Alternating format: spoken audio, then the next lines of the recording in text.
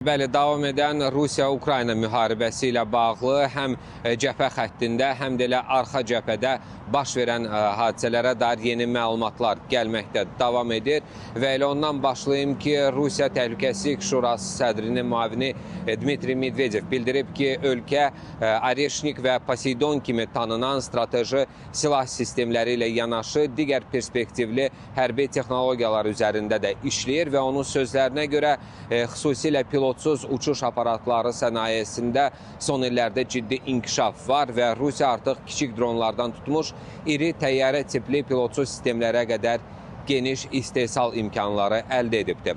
Bu arada Rusiyanın Krasnodar vilayətinin Tuapse şəhərində yerləşən neft emalı zavodunda baş vermiş hadisənin nəticələri də aradan qaldırılır. Rəsmi məlumatlara görə ərazidə yanğın söndürülübdür. Ümumilikdə 12 min kubmetrdən artıq çirklənmiş torpaq ərazidən çıxarılıbdır və fövqəladə vəziyyət çərçivəsində əhalinin xam sudan istifadəsinə də məhdudiyyətlər tətbiq olunubdur.